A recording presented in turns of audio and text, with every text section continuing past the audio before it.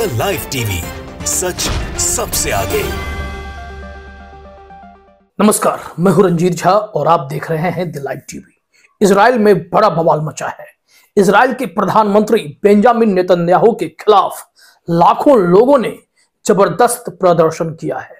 विरोध का स्वर इतना तेज था कि वहां जबरदस्त आगजनी हुई, पुलिस के साथ धक्का मुक्की हुई और लोगों ने अपना हौसला बुलंद रखा। नेतन्याहू के खिलाफ वहां पूरे देश में बवाल मचा हुआ है। कहा जा रहा है कि नेतन्याहू, हम आपको एक पल चैन से रहने तक नहीं देंगे।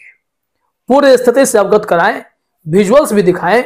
उससे पहले जरा haaretz.com की एक्सक्लूसिव रिपोर्ट को आप देख लीजिए। हेडलाइन और इंट्रो में यहां लिखा गया है, नेतन्याहू, हम आपको शांति का एक क्षण भी नहीं देंगे।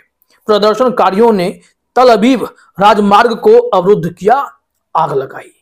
लिखा हुआ है कि बंधकों को, जो बंधक वहां हैं, और गाजा में हमास द्वारा अभी भी पकड़े गए लोगों के परिवार के सदस्यों सहित प्रदर्शनकारी पूरे इजराइल में कई स्थानों पर एकत्र हुए।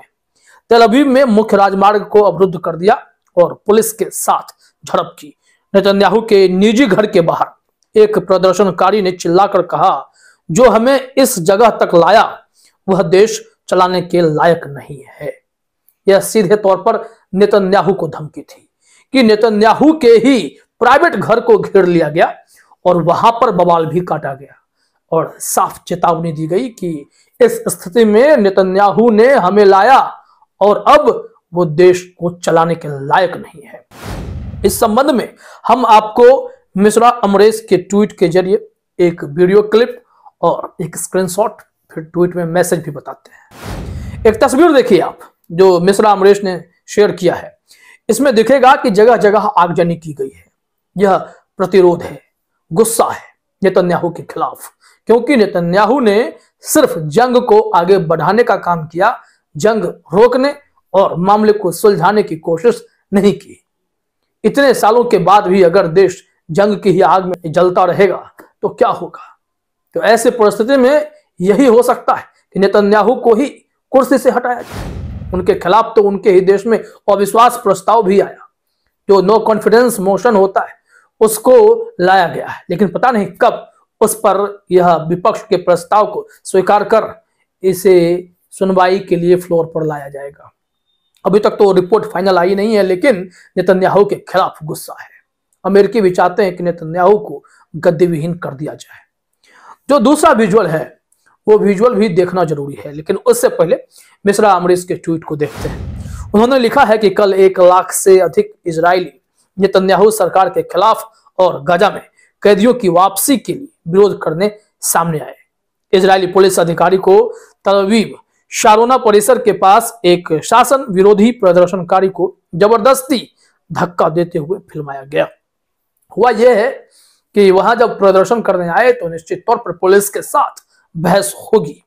यहां पर देखा जाता है कि इस सरकार के खिलाफ लोगों में आक्रोश इतना है कि वो पुलिस के साथ भी भिड़ने के लिए तैयार है। यह वीडियो अपने स्क्रीन पर देखिए कि कैसे वहां बहस हो जाती है और पुलिस वाले फोटो खींच रहे एक अधेड़ व्यक्ति को धक्का देने की कोशिश कर रहे होते हैं। वहां पर क्या तमाशा हुआ है, जरा इस वीडियो में आप देखिए आगे।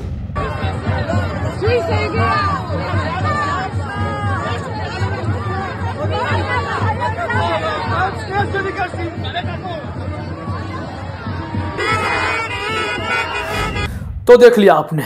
यहां से आइए ए न्यूज की रिपोर्ट पर। हमने हर जगह ढूंढने की कोशिश की। haaretz की जो वेबसाइट है वो थोड़ा सा सब्सक्रिप्शन वाला है, तो पूरी डिटेल रिपोर्ट वहां मिल नहीं रही थी। ए न्यूज पर हमें इंफॉर्मेशन मिले हैं। 11 फरवरी 2024 की रिपोर्ट है।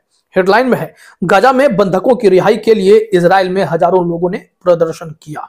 गाजा में हमास द्वारा बंधक बनाए गए लोगों की रिहाई की मांग को लेकर शनिवार को बड़ी संख्या में लोगों ने इजराइल में मार्च निकाला। इसके अतिरिक्त सरकार के इस्तीफे की मांग भी की गई है। सरकार को इस्तीफा देना पड़ेगा। नेतन्याहू साहब, कुर्सी छोड़ो, हम आपको चैन से रहने नहीं देंगे, क्योंकि आपने इजराइल के नागरिकों का ख्याल नहीं रखा। इजराइल के नागरिक हमास के बंधक बने रहे, उन्हें छुड़ाने के लिए आपने फिलिस्तीन के साथ बातचीत तक नहीं की, सिर्फ जंग का सहारा लिया और हमास से निपटने के चक्कर में वहां भी निर्दोषों की हत्या हुई इजरायली सेना के द्वारा। और यहाँ इजराइल में भी उनके ही परिजन अपने ही परिवार के लोगों की रिहाई के लिए उम्मीदें लिए बैठे रहे। लेकिन सब्र का बांध जब टूटा तो इन लोगों ने लगातार प्रदर्शन करना शुरू किया। नेतन्याहू के खिलाफ कई दफे जबरदस्त विरोध हुए हैं और जनवरी महीने में भी इसी तरीके का विरोध देखा गया था। उस वक्त भी गजा में बंधक बने इजरायली नागरिकों की रिहाई के लिए प्रदर्शन किए गए थे। उस वक्त भी हजारों हजार की संख्या में लोग सड़कों पर उतर आए थे, बवाल काटने लगे थे। लेकिन दिन जैसे जैसे बढ़ता जा रहा है, विरोध करने वालों की तादाद बढ़ रहे हैं। वो लोग भी शामिल हैं जिनके परिवार के लोग बंधक बने थे, छूटकर आ भी गए, और जिनके नहीं आए, सब मिलकर अभी भी नेतन्याहू से सवाल पूछ रहे हैं, प्रदर्शन कर रहे हैं। आइए रिपोर्ट में देखते हैं क्या बताया जा रहा है।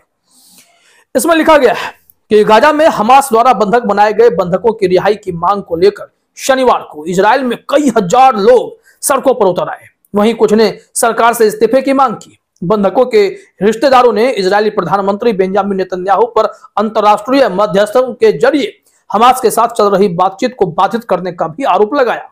गाजा में बंधक बनाए गए एक युवा इजरायली की मां ने अपने भाषण में कहा, एक समझौते से बंधकों को कल घर लाया जा सकता है। नेतन्याहू को संबोधित करते हुए वह चिल्लाई, मैंने आपको वोट दिया, आप मुझे वोट कब देंगे? तेल अवीव में एक अन्य रैली में प्रतिभागियों ने सरकार से पद छोड़ने की मांग की और नए चुनाव का आह्वान किया। बाद में शाम को कई सौ प्रदर्शनकारियों ने शहर की कुछ मुख्य यातायात धमनियों को अवरुद्ध कर दिया और इसमें शामिल कम से कम 7 प्रदर्शनकारियों को गिरफ्तार भी कर लिया गया है। तो कुल मिलाकर अगर देखा जाए तो यह विरोध प्रदर्शन अभी जारी ही रहेगा, क्योंकि नेतन्याहू ने नया ऐलान किया है, नया फैसला किया है कि गाजा वासियों को चुन चुन कर मारेंगे। और इसके लिए जो उनकी सनक भरी हरकत है उससे अमेरिका हैरान है, सऊदी अरब परेशान है कि यह क्या हुआ। नेतन्याहू ने अब अपनी सेना से कहा है कि एक योजना लाओ, रफा बॉर्डर पर जितने विस्थापित गाजावासी हैं वहां पर भी हमास के बटालियन हो सकते हैं।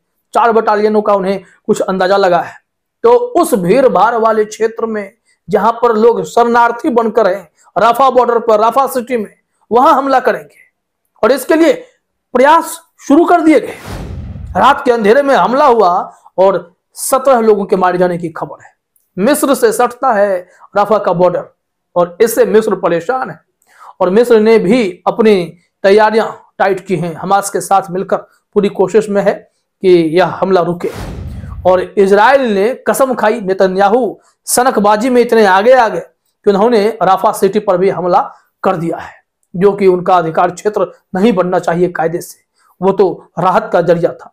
अमेरिका ने उसी रफा बॉर्डर के जरिए राहत सामग्री भी पहुंचवाई थी। लेकिन अब वहीं पर हमला करके वहां के लोगों को वहां से भी भागने के लिए कहा जा रहा है। पहले नेतन्याहू ने ही गाजा से दक्षिण की तरफ लोगों को भागने के लिए कहा। जब रफा सिटी में आए तो रफा पर भी हमला करेंगे। इनकी दिक्कत हमास है या इनकी दिक्कत आम नागरिक है? इनकी सनक अब दुनिया को परेशान कर रही है। अब लगता है इजराइल को सबक सिखाने के लिए अमेरिका हो, सऊदी हो, उन्हें एकजुट होकर अब इन्हें कुछ बताना ही पड़ेगा। इंतजार कीजिए क्या होता है। फिलहाल इस वीडियो में इतना ही। आप सभी का हमसे जुड़ने के लिए बहुत बहुत धन्यवाद। द लाइव टीवी, सच सबसे आगे।